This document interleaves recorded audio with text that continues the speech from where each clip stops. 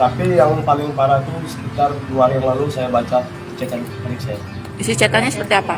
Dia bilang, Pengakuan Sukron, pria di Palembang aniaya ipar tak terima adik disebut wanita penghibur.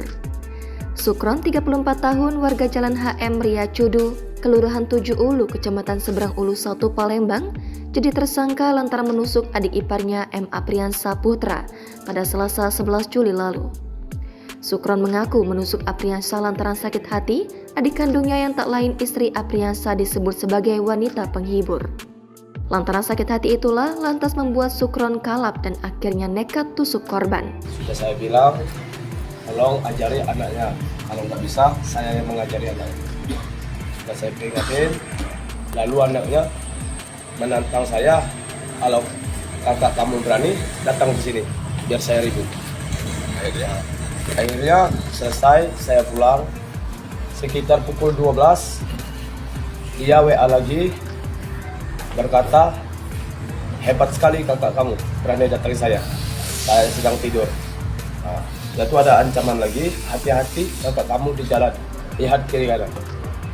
Spontan saya datang di sana untuk menasehati dan mengklarifikasi tentang omongan yang tidak senonoh. Dan saya bilang, dia bilang, kau pulang dulu, nanti saya temui. Dia bilang ke saya. Tapi saya mau minta klarifikasi pada saat itu.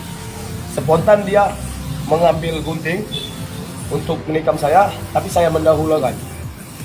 Pisau? Gunting, Pak. Pisau dari mana? Bisa nggak? Pisau. Ini berarti posisi pisau ini sudah kamu Sudah bawa saya siapkan, Pak. Tapi saya tidak berniat untuk menikamnya. Saya untuk membela diri. Nyesel dak? Nyesel dak? Udah nikam dia 6 kali. Bagaimana saya menyesal. Korban mendapat 6 luka tusuk di tubuhnya, 2 di kaki, 2 di tangan, dan dia di bahu, dan semua luka tusuk itu ada di sebelah kiri, ujar Kapolsek Ilir Barat 1 Kompol Ginanjar pada Rabu 12 Juli. Luka tusuk tersebut dikatakan Ginanjar berasal dari pisau yang Sukron bawa dengan panjang kurang lebih 20 cm. Itu di mana aja kok lukanya? Di paha sebelah kiri ada 2, di lengan kiri ada 2, dengan di bahu belakang ada 2. Sebelah kiri semua ya.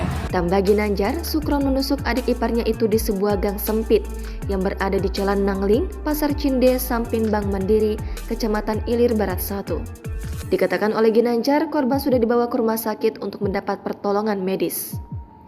Adapun barang bukti yang turut diamankan bersama dengan tersangka yakni 1 bilah pisau gagang besi warna emas yang dipakai oleh tersangka.